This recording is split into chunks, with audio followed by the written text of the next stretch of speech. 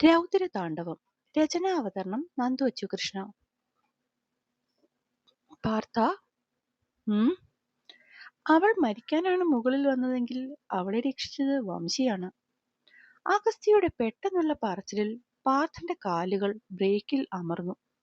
മുന്നൊരുക്കങ്ങളൊന്നുമില്ലാതെ വണ്ടി പെട്ടെന്ന് പിടിച്ചു നിർത്തിയതും പിന്നാലെ വന്ന വണ്ടികൾ ഒന്നൊന്നായി ഇടിച്ചോ ഇടിച്ചില്ലെന്ന രീതിയിലാണ് പിന്നിൽ ബ്രേക്കിട്ട് നിന്നത്.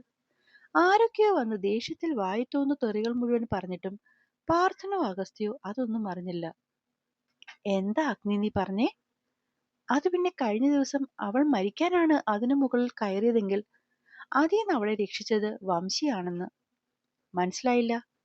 കാര്യങ്ങൾ വ്യക്തമായി മനസ്സിലാവാത്തതിന്റെ ഒരു അസ്വസ്ഥത പാർത്ഥനിൽ കണ്ടു.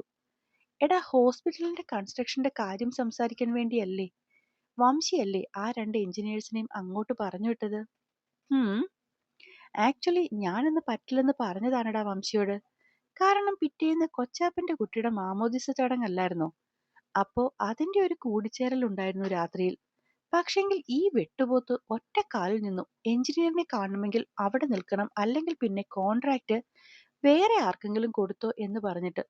കാരണം അവനറിയാലോ അപ്പന്റെ മുന്നിൽ തോൽക്കാതിരിക്കാൻ ഞാൻ വേറെ എന്തും മാറ്റിവെക്കുമെന്ന്. അങ്ങനെ അവരെ കാണാൻ നിന്നതുകൊണ്ടാണ് രാത്രി അതിനു മുകളിൽ പോയതും അവളെ കാണാൻ പറ്റിയതും. അല്ലെങ്കിൽ ഒരുപക്ഷെ ഈ നിമിഷം. അത് ഓർക്കാൻ പോലും ഇഷ്ടപ്പെടാതെ രണ്ടുപേരും മുഖം വെട്ടിച്ചു. കാരണം എന്തൊക്കെ പറഞ്ഞാലും അവളോട് ദേഷ്യമുണ്ട്, പിണക്കമുണ്ട്, വാശിയുണ്ട്. പക്ഷെ ഒരിക്കലും അവൾക്ക് ദോഷം വരണമെന്ന് ഇതുവരെ ആഗ്രഹിച്ചിട്ടില്ല. അങ്ങനെ ചിന്തിക്കാത്തത് കൊണ്ടാണല്ലോ ഈ ഒരു യാത്ര പോലും. പിന്നെയും അല്പനേരം എടുത്തു ഓഫീസിലേക്ക് എത്താൻ. എടാ, നമ്മൾ ഓടിപ്പിടിച്ചു ചെന്നാൽ അവനെ കാണാൻ പറ്റുമോ? സ്വാഭാവികമായ സംശയത്തോടെ അഗസ്ത്യ പാർത്ഥനെ നോക്കിയെങ്കിലും അവിടെയെങ്ങും കാണുന്ന നിശബ്ദത എപ്പോഴും ശാന്തത മാത്രമായിരുന്നു. എന്തേലും മനസ്സിൽ കരുതിയിട്ടുണ്ടാവും, അതാണ്. പിറുപിറുത്തുകൊണ്ട് അഗസ്ത്യ ഒപ്പമെത്തി. Hi, we are from Vaikuntham constructions. Can we meet Harikrishnan, your M D? അത്രയും പൊളൈറ്റ് ആയിട്ടുള്ള അവന്റെ സംസാരത്തിൽ തന്നെ കേട്ടുകൊണ്ടിരുന്ന റിസപ്ഷനിസ്റ്റിന്റെ മുഖം അങ്ങ് തെളിഞ്ഞു. സർ, അപ്പോയിന്റ്മെന്റ് ഇല്ലാതെ ആരെയും കാണാറില്ല. അവർ തന്റെ ബുദ്ധിമുട്ട് അറിയിച്ചു. ഐ നോ, എന്നാലും ഒന്ന് ചോദിക്കാമോ? ഓക്കെ, ഞാനൊന്ന് ചോദിച്ചോട്ടെ. ഉറപ്പില്ല. ആ ലേഡി ഫോൺ കയ്യിലേക്കെടുത്ത് നമ്പർ അമർത്തി. ഒരുപക്ഷെ താനാണ് ഇത് ചോദിച്ചതെങ്കിൽ രണ്ടാമതൊന്ന് ചിന്തിക്കാതെ പോലും അവർ ഗെറ്റ് ഔട്ട് അടിച്ചേനെ. ഇത് പക്ഷേ പാർത്ഥനായതുകൊണ്ടാണ് അവർ ഈ ഒരു റിസ്ക് എടുക്കുന്നത് തന്നെ. അഗസ്ത്യ തല ഒന്ന് വെട്ടിച്ചുകൊണ്ട് അതിന്റെ ഇന്റീരിയറിലോട്ട് കണ്ണ് പായിച്ചു. ഗോൾഡൻ, റെഡ്, ബ്ലാക്ക്, ഈ മൂന്ന് തീമിലാണ് ഇന്റീരിയർ. ഒരു എലഗൻ ലുക്ക്. ഇതിന് നേരെ ഓപ്പോസിറ്റ് ആണ് വംശിയുടെ opposite. Full white and ash. ഒരുപക്ഷെ അവന്റെ ഇഷ്ടം മുൻനിർത്തി ഇന്റീരിയർ ചെയ്യുകയാണെങ്കിൽ ഈ കമ്പനി മുഴുവൻ ബ്ലാക്ക് അടിക്കേണ്ടി വന്നേനെ. ഇതിപ്പോ എത്ര വാശിയും ദേഷ്യം കാണിച്ചാലും മറ്റൊരാളുടെ ഇഷ്ടം മുന്നിൽ നിൽക്കുമ്പോൾ. അഗസ്ത്യ ഒന്ന് നെടുവീർപ്പെട്ടു. ഈ നേരം പാർത്ഥനോടുള്ള ദേഷ്യത്തിൽ ഓഫീസ് ചെയറിൽ കണ്ണുമടച്ച് ചാരിയിരിക്കുകയായിരുന്നു വംശി. തന്നെ മറിച്ച് പാർത്ഥൻ ഒരു കാര്യം ചെയ്യുന്നു, അതിൽ അവനെ സഹായിക്കുന്നത് അഗസ്ത്യയും. ഓർക്കും തോറും അവന് ദേഷ്യം നിയന്ത്രിക്കാൻ കഴിയുന്നുണ്ടായിരുന്നില്ല. ആ ദേഷ്യത്തിൽ കൈമുന്നിലെ ഗ്ലാസ് ബാറിലേക്ക് ആഞ്ഞു വീശാൻ തുടങ്ങിയതും പിന്നിൽ നിന്ന് ഒരു വിളി കേട്ട പോലെ തോന്നിയവന്. ചുറ്റും ഒരു മായികാ ലോകം, അതിൽ അവളും അവനും മാത്രം. വിച്ചേട്ടാ, വിച്ചേട്ടാ, ഞാൻ വിളിക്കുന്നത് കേൾക്കുന്നുണ്ടോ വിച്ചേട്ടാ? ഇടുപ്പിൽ കൈയും കുത്തി മുഖവും കൂർപ്പിച്ച് ഇരുവശവും പിന്നിക്കെട്ടി ഒരുവൾ ദേഷ്യത്തോടെ വന്ന് മുന്നിൽ നിൽപ്പുണ്ട്. വിച്ചേട്ടാ. എന്താ ധാത്രി? കയ്യിലിരുന്ന ഫയൽ ഇടതുവശത്തേക്ക് വെച്ചവൻ അടുത്ത ഫയൽ എടുത്തു. ഞാൻ വിളിക്കുന്നത് കേട്ടിട്ടെന്താ കേൾക്കാതെ നിന്നത്? ഞാൻ കേൾക്കുന്നുണ്ടെന്ന് നിനക്ക് അറിയില്ലേ? പിന്നെന്താ പറഞ്ഞാൽ? നിസ്സാരം പോലെ പറഞ്ഞുകൊണ്ടവൻ ഫയലിൽ നിന്നും മുഖം ഉയർത്തിയില്ല. എങ്കിലൊന്നുമില്ല, ഞാൻ പോവാ. ദേഷിച്ചവൾ ചവിട്ടി തിരിഞ്ഞതും കൈപ്പിടിയിൽ പിടുത്തം വീണിരുന്നു.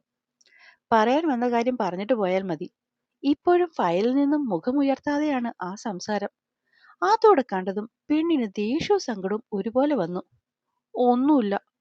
വാശിയിൽ പറയുന്നതിനൊപ്പം തന്നെ അവന്റെ കൈയും വിടുവിച്ചവൾ പുറത്തേക്ക് നടന്നു. പറയാതെ നീ ഇവിടെ നിന്നും പോകില്ല ധാത്രി. മുറിക്കകത്തേക്ക് വലിച്ചിട്ട് വാതിലും കുറ്റിയിട്ടവൻ അവളെ അതിലേക്ക് ചേർത്ത് വെച്ചു. വംശിയുടെ കണ്ണുകൾ ആ മുഖമാകെ ഓടി നടന്നു. വട്ടമുഖം ദേഷ്യം പിടിച്ചിട്ട് ഒന്നുകൂടെ വീർത്തു വന്നിട്ടുണ്ട്. അതിന്റെ തന്നെ ചുവപ്പും. ഇത്രയും നേരം പണിയെടുത്തതിന്റെ വിയർപ്പ് തുള്ളികൾ ഒഴുകാൻ വെമ്പി അനുവാദം കേൾക്കും പോലെ അവിടെ ഇവിടെ പറ്റിപ്പിടിച്ച് നിൽപ്പുണ്ട്. സ്വതവേ ഉണ്ടക്കണ്ണുള്ളവളുടെ മിഴികൾ ഇന്ന് നിലത്തേക്കാണ്. അത് പക്ഷേ വംശിയെ ദേഷ്യം പിടിപ്പിച്ചു.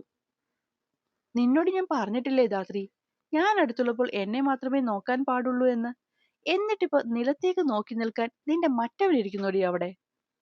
ദേഷ്യത്തിൽ മുഖം മുറുകി ചോദിക്കുന്നതിനൊപ്പം തന്നെ അവളുടെ ഇടുപ്പിൽ അവൻ അമർത്തി നുള്ളിയിരുന്നു. വേദന കൊണ്ട് എരിവ് വലിച്ചവൾ അവനെ നോക്കി. കണ്ണു നിറച്ചാണ് നിൽപ്പ്. പറഞ്ഞിട്ടില്ലടി കരയരുതെന്ന്. ദേഷ്യപ്പെട്ടുകൊണ്ട് അവളുടെ കണ്ണു തുടയ്ക്കാൻ വന്നതും അവൾ ആ കൈ തട്ടി മാറ്റി. ധാത്രി, പല്ല് കടിച്ചു പിടിച്ച് അവൻ വിളിച്ചു. തൊഴണ്ട ഡി. പുറത്തേക്ക് അവൻ നോക്കിക്കൊണ്ട് ആ മുഖത്തേക്ക് കൈ ഉയർത്തിക്കൊണ്ടു വന്നതും പിന്നെയും അവൾ അത് തന്നെ ചെയ്തു. എന്നെ വേദനിപ്പിച്ചിട്ട് വിച്ചേട്ടൻ എന്നെ തൊടണ്ട. വാശിയിൽ ഇടുപ്പ് തടവിക്കൊണ്ട് അവൾ പിന്നെയും പറഞ്ഞതും വംശിയുടെ ദേഷ്യം അണപൊട്ടി. തൊടണ്ട അല്ലേ? ചോദിക്കുന്നതിനൊപ്പം തന്നെ അവന്റെ കൈ ഭിത്തിയിൽ ആഞ്ഞടിച്ചു. ധാത്രി ഞെട്ടി. പറയടി, നിന്നെ ഞാൻ തൊടണ്ട അല്ലേ? ചോദിക്കുന്നതിനൊപ്പം തന്നെ വീണ്ടും ഒരിക്കൽ കൂടി അവന്റെ കൈ ഭിത്തിയിൽ ആഞ്ഞടിച്ചു. വിച്ചേട്ടാ വേണ്ട, എന്തായി കാണിക്കുന്നേ? ഓടി വന്നവൾ ആ കൈയിൽ ചുറ്റിപ്പിടിച്ചതും അവൻ ഇടത് കൈ കൊണ്ട് അവളെ തള്ളി മാറ്റി വീണ്ടും ഭിത്തിയിൽ മുഷ്ടി ചുരുട്ടി ഇടിക്കാൻ പോയി. അതോടെ കണ്ടതും പെണ്ണ് ഭയന്നു. എന്തു പറഞ്ഞാലും അവനത് കേൾക്കില്ലെന്ന് തോന്നിയ നിമിഷം പിന്നിലൂടെ അവൻ അവളെ ആഞ്ഞു പുണർന്നു നിന്നു. ഇനി ഇടിക്കല്ലേ വിച്ചേട്ടാ, പ്ലീസ് വിച്ചേട്ടാ, എനിക്ക് പേടിയാ. വിച്ചേട്ടൻ തൊട്ടോ, എന്നെ വിച്ചേട്ടൻ മാത്രം തൊട്ടാൽ മതി. ഏങ്ങിക്കരഞ്ഞുകൊണ്ട് അവളുടെ കണ്ണുനീർ അവന്റെ പുറം നനച്ചപ്പോൾ അവളുടെ വാക്കുകൾ അവന്റെ മനസ്സിനെ ആകെ ഉലയ്ക്കുകയാണ് ചെയ്തത്. ഇത്തിരി നേരമെടുത്തു വംശിയുടെ ദേഷ്യം അടങ്ങിയതും അവൻ അവളെ പിന്നിലൂടെ വലിച്ച് മുന്നിലേക്കിട്ട് നെഞ്ചിലേക്ക് അമർത്തി പിടിച്ചു. നീ എന്റെയാ, എന്റെ മാത്രം. അതിന്ന് എപ്പോഴെങ്കിലും ഒരു മാറ്റം വന്നാൽ ഞാനും വേദനിക്കും, നിന്നെയും വേദനിപ്പിക്കും. എനിക്ക് പ്രിയപ്പെട്ടതിനെ വിട്ടുകൊടുത്ത് അത് മടങ്ങി വരുന്നവരെ കാത്തിരിക്കാൻ ഞാൻ സാധാരണ മനുഷ്യനല്ല ധാത്രി. മറിച്ച് എനിക്ക് പ്രിയപ്പെട്ടതിനെ അടക്കി പിടിച്ച് സ്വർണ്ണക്കൂട്ടിൽ തളച്ചിട്ട് ഒപ്പം കൊണ്ടു നടക്കുന്ന ഒരു വല്ലാതെ ജാതി ഭ്രാന്തനാണ് ഞാൻ. അപ്പൊ പിന്നെ എന്റെ പ്രണയം എങ്ങനെയാകുമെന്ന് നിനക്ക് ഊഹിക്കാമല്ലോ ധാത്രി. അത് പറയുമ്പോൾ അവന്റെ കണ്ണുകളിൽ അവൾ മാത്രമായിരുന്നു. ഞാൻ വിച്ചേണ്ട മാത്രം. പക്ഷെ ഇങ്ങനെ ഇങ്ങനെ സ്വയം നോവിക്കല്ലേ, എനിക്കത് സഹിക്കാൻ പറ്റില്ല. അറിയാം നിനക്കെന്റെ വേദന താങ്ങാൻ കഴിയുന്നതിലും അപ്പുറമാണെന്ന്. അപ്പൊ എന്താ വേണ്ടത്? അവൻ അവളുടെ മുഖം കൈക്കുമ്പിളെടുത്ത് ചെറുകെയൊന്ന് പുഞ്ചിരിച്ചു. എന്താ വേണ്ടേ? ഏങ്ങലടിച്ച ആ ചുണ്ടുകൾ വിറയ്ക്കുന്നുണ്ടായിരുന്നു. എന്നും എപ്പോഴും നീ എനിക്കൊപ്പം ഉണ്ടാവണം. പറയുന്നതിനൊപ്പം തന്നെ അവളുടെ ചൊടികളെ അവൻ കവർന്നിരുന്നു. അത്രയും മൃദുവായ ചുംബനം അവളിൽ പടർത്തിയ ഏക്കം, അവളുടെ കണ്ണിലുണ്ടായ നാണം, ചെറു ചൂടുള്ള അവളുടെ ശരീരത്തിന്റെ വിറയൽ, അതിപ്പോഴും കയ്യിലറിയുന്ന പോലെ വംശി കണ്ണു ഞെട്ടി തുറന്നു. അടുത്താരുമില്ല, ഓഫീസ് മുറിയിലാണ് താൻ. ധാത്രി! ദേഷ്യം പിടിച്ച് പല്ല് തിരിച്ചുകൊണ്ടാണ് വിളിക്കുന്നതെങ്കിലും അവന്റെ കണ്ണുകൾ അവനെ ചതിക്കുന്നുണ്ടായിരുന്നു. ഹായ്, ഞാൻ പാർത്ഥൻ. വൈകുണ്ഠം അസോസിയേറ്റ്സിൽ നിന്നാണ്. സ്വയം പരിചയപ്പെടുത്തുമ്പോൾ മുന്നിൽ നിൽക്കുന്നതിന്റെ കണ്ണുകളിലാകെ സംശയമാണെന്ന് പാർത്ഥൻ കാണുന്നുണ്ടായിരുന്നു.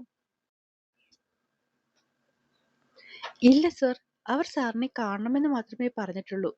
ഞാൻ ചോദിച്ചിരുന്നു സർ, അവർ പ്രത്യേകതൊന്നും പറഞ്ഞില്ല. സർ ബിസിയാണെങ്കിൽ മറ്റൊരു ദിവസം വരാൻ പറയാം. ഫോണിൽ കൂടിയുള്ള സംസാരങ്ങൾ കേട്ടു നിൽക്കുകയായിരുന്നു പാർത്ഥനും അഗസ്ത്യയും. ഇതിന്റെ വല്ല ആവശ്യമുണ്ടോ പാർത്ഥ? നമുക്കവനെ നമ്മളിരിക്കുന്നിടത്തേക്ക് വരുത്തിക്കാവുന്നതല്ലേ ഉള്ളൂ. റിസപ്ഷനിസ്റ്റ് പറയുന്നൊന്നും ഒട്ടുമേ അഗ്നിക്ക് പിടിക്കുന്നില്ല എന്ന പോലെ സംസാരിക്കാൻ തുടങ്ങിയവനെ പാർത്ഥൻ ഒരു നോട്ടത്തിൽ അടക്കി നിർത്തി. Okay sir, okay. ഇല്ല സർ, ഞാനിപ്പോ തന്നെ വിടാം. അക്കൗണ്ട്സ് ഡിപ്പാർട്ട്മെന്റിൽ മീറ്റിംഗ് ഹാഫ് ആൻ അവർ കഴിഞ്ഞേ ഉണ്ടാകൂ എന്ന് ഇൻഫോം ചെയ്തോളാം സർ. Fine sir. പറഞ്ഞുകൊണ്ട് അവർ ഫോൺ വെച്ച് നേരെ നോക്കുന്നത് മുന്നിൽ നിൽക്കുന്ന പാർത്ഥനെയാണ്. നോർമലി സാറിനെ കാണുമെങ്കിൽ നേരത്തെ അപ്പോയിന്റ്മെന്റ് എടുക്കണം. കാരണം സാറിന്റെ മീറ്റിംഗ് എല്ലാം ഷെഡ്യൂൾഡ് ആവും. ഇപ്പൊ തന്നെ അക്കൗണ്ട്സിന്റെ ഡിപ്പാർട്ട്മെന്റ് ഉണ്ടായിരുന്നു. കൊച്ചെ, കൂടുതൽ വളച്ചു കേട്ടാൽ നിന്റെ സാറിനെ ഞങ്ങൾക്ക് ഇപ്പൊ കാണാൻ പറ്റോ ഇല്ലയോ, നീ അതങ്ങ് പറഞ്ഞാൽ മതി. വളരെ സോഫ്റ്റായി പാർത്ഥനോട് കാര്യം പറഞ്ഞുകൊണ്ടിരുന്ന പെൺകുട്ടി അവന്റെ ദേഷ്യം പിടിച്ചുള്ള ചോദ്യത്തിൽ ആകെ ഞെട്ടി. ആ ഒരു പകപ്പ് പാർത്ഥനിലും ആ നിമിഷം ഉണ്ടായിരുന്നു. ചോദിച്ചത് കേട്ടില്ലേ നീ? കാണാൻ പറ്റുമെന്ന് പറഞ്ഞു സർ. ഉമിനീര് ഉടക്കും പോലെ ആ കൊച്ച് പെട്ടെന്ന് കയറി പറഞ്ഞു. ദാ ഇത്രേ ഉള്ളു കാര്യം. അതിന് ചുമ്മാ ഇവിടുന്ന് ഇറങ്ങി അവിടെ ചെന്ന് അവിടെ കേട്ടു ലൂസ് ടോക്സ്. അഗസ്ത്യ തല കുടഞ്ഞു. അതൊക്കെ പോട്ടെ, your M D in which flow? Fifth. കുറച്ചു മുന്നേ അവനോട് തോന്നിയ അതേ ഭയത്തോടെയാണ് അവൾ മറുപടി പറഞ്ഞത്. ഗുഡ്, വാ പാർത്ഥ. പറയുന്നതിനൊപ്പം തന്നെ പാർത്ഥന്റെ കൈയും പിടിച്ചുകൊണ്ട് അഗസ്ത്യ ലിഫ്റ്റിന്റെ അടുത്തേക്ക് നടന്നു. What is all this Agastya? ആ കുട്ടി ഭയന്നു. നന്നായി, അല്ലെ അവളുടെ കഥ മൊത്തം അവിടെ നിന്ന് കേൾക്കേണ്ടി വന്നേനെ. എടാ, റിസപ്ഷനിൽ നിൽക്കുമ്പോൾ അതാണ് രീതി. അവന്റെ സ്വഭാവം ഒട്ടും ഇഷ്ടപ്പെടാത്ത പോലെ പാർത്ഥൻ ചുറ്റും നോക്കി അത്യാവശ്യം ദേഷ്യത്തോടെയാണ് പറഞ്ഞത്. എങ്കിലേ ഇതാണ് എന്റെ രീതി. അല്ലെങ്കിൽ തന്നെ മൂട്ടിൽ തീ പിടിച്ചാണ് നിൽപ്പ്. അപ്പഴാ അവളുടെ. പറയാൻ വന്നതിന്റെ ബാക്കി കടിച്ചു പിടിച്ചു നിന്നവൻ. ഇവനൊക്കെ എങ്ങനാണോ ഡോക്ടറായത്? നല്ലോണം കഷ്ടപ്പെട്ട് പഠിച്ചാ ഞാൻ ഡോക്ടറായത്. അല്ലാതെ ആ പിശുക്കന്റെ ലോക്കറിലെ കാശ് കൊടുത്ത് സീറ്റ് വാങ്ങിയല്ല. പറഞ്ഞത് ഇഷ്ടപ്പെടാത്ത പോലെ പാർത്ഥനെ നോക്കിയതും ലിഫ്റ്റ് അടുത്തേക്ക് എത്തിയിരുന്നു. എന്താ അഞ്ജു, എന്താ അയാളിങ്ങനെ വല്ലാതിരിക്കുന്നത്? വിനോദ് ചോദിക്കെ മുന്നിൽ നിൽക്കുന്നവരെ നോക്കി അവൾ ദയനീയമായി പുഞ്ചിരിച്ചു. സാധാരണ നല്ല ചൊടിയും ചുണയുമാണ് അഞ്ജുവിന്. ആൾക്കാരെ കണ്ട് ചിരിക്കാനും സംസാരിച്ചു വീഴ്ത്താനും ഒരു പ്രത്യേക കഴിവുണ്ട്. ആ പെൺകുട്ടിയാണ് ഇന്ന് ഇത്രയും തളർന്ന പോലെ. ഒന്നും പറയണ്ട വിനോദേട്ടാ, സാറിനെ കാണാൻ രണ്ടുപേര് വന്നിട്ടുണ്ടായിരുന്നു. അപ്പോയിന്റ്മെന്റ് എടുക്കാത്തതുകൊണ്ട് വിളിച്ചു ചോദിച്ചാലല്ലേ നമുക്ക് അവരെ കയറ്റിവിടാൻ പറ്റൂ. അങ്ങനെയാണല്ലോ.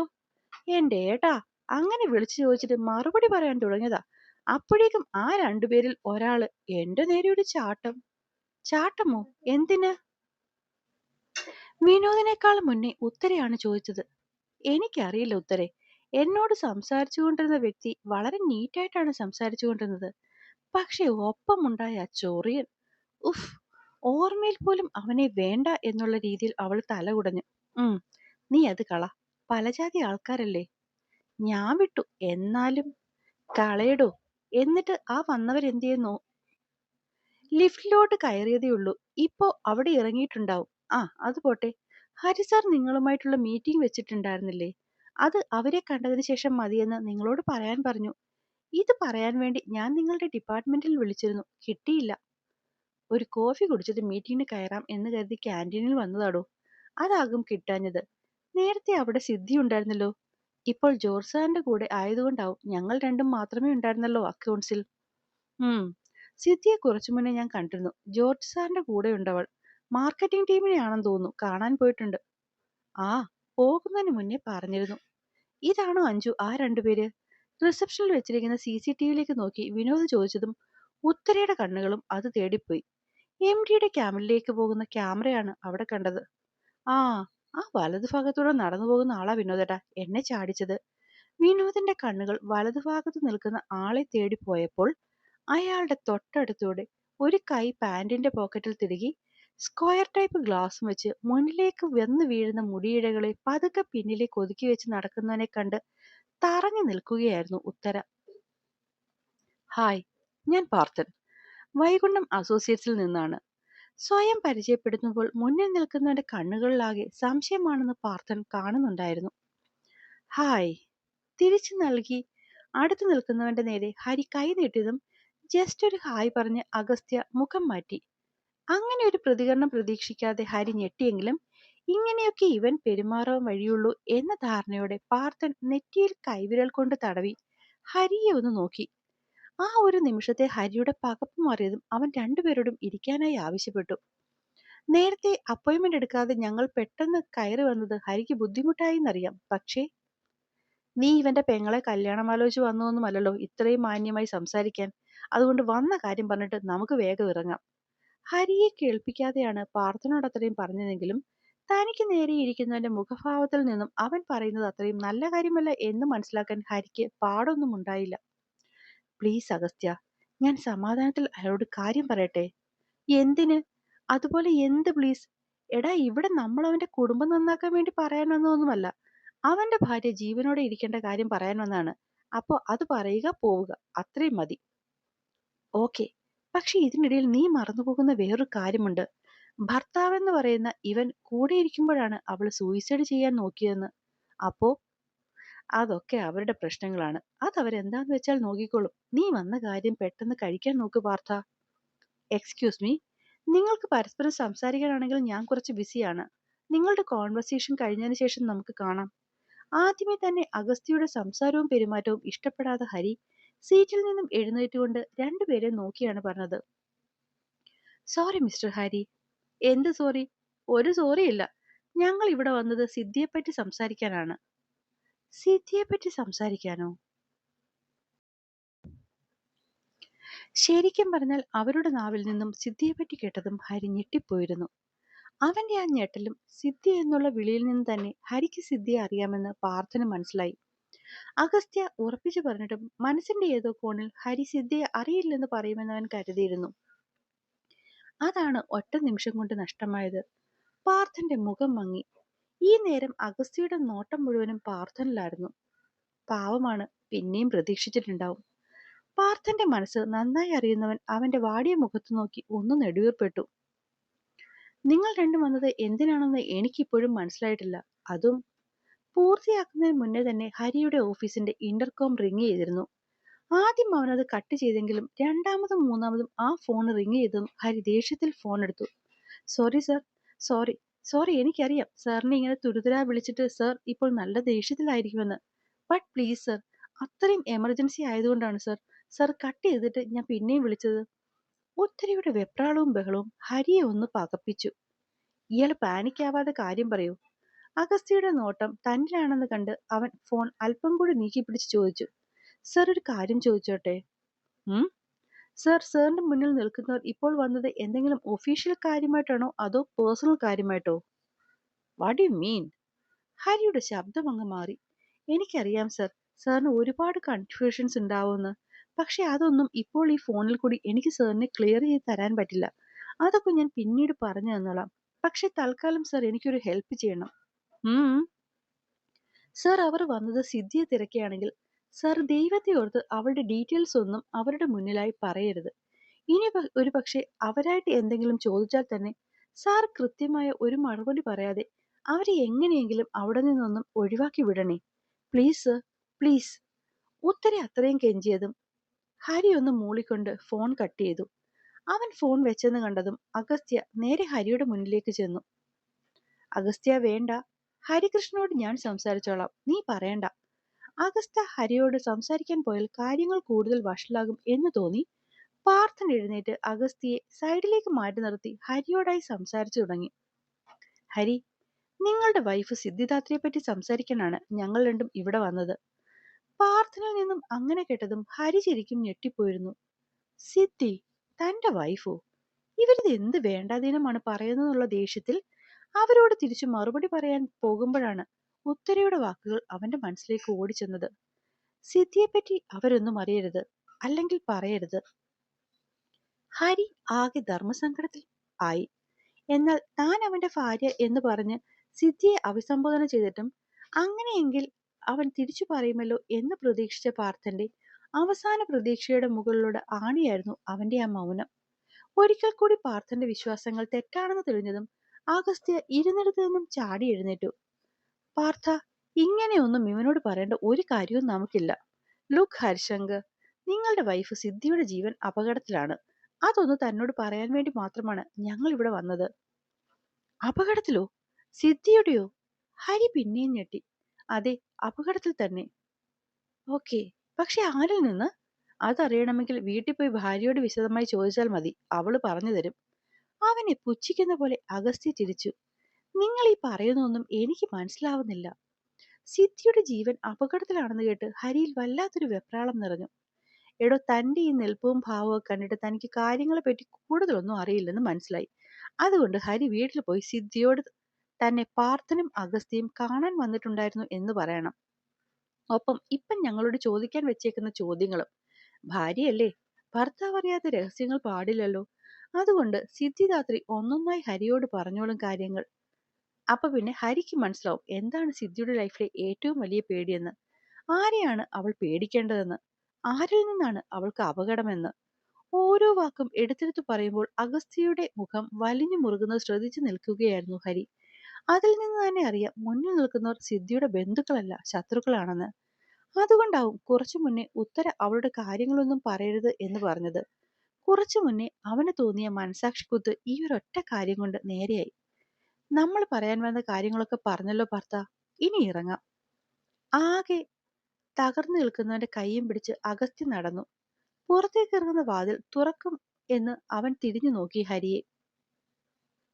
ഇനി ഒരിക്കൽ കൂടി ഞങ്ങളെ ഇവിടേക്ക് വരുത്തരുത്. ഇവിടെ ഇപ്പോൾ വന്നതും ഇങ്ങനെയൊക്കെ പറഞ്ഞതും അവളോടുള്ള ഇഷ്ടം കൊണ്ടൊന്നുമല്ല, മറിച്ച് ഞങ്ങൾക്ക് ഒരുപാട് പ്രിയപ്പെട്ട മറ്റൊരാൾക്ക് വേണ്ടിയാണ്. പക്ഷെ ഞങ്ങളുടെ വാക്കുകളെ ധിക്കരിച്ച് എന്തെങ്കിലും ചെയ്യാനാണ് ഭാര്യയുടെയും ഭർത്താവിന്റെയും ചിന്തയെങ്കിൽ ഒരിക്കൽ കൂടി ഇവിടേക്ക് വരും ഞങ്ങൾ. അന്നത് പക്ഷെ ഞങ്ങളാവില്ല. അതൊരിക്കലും നിങ്ങളുടെ നല്ലതിനുമാവില്ല. ഹരിയെ ഒരിക്കൽ കൂടി നോക്കിക്കൊണ്ട് പാർത്ഥനുമായി അവൻ പുറത്തേക്കിറങ്ങി. ആ സമയത്ത് മുന്നിൽ നടന്ന കാര്യങ്ങൾ എന്താണെന്ന് മനസ്സിലാവാതെ ആകെ ഭ്രാന്ത് പിടിച്ചു നിൽക്കുകയായിരുന്നു ഹരി. അവർ പോയെന്ന് കണ്ടതും ഹരി ഇന്റർകോം ഡയൽ ചെയ്തു. Right now my cabin.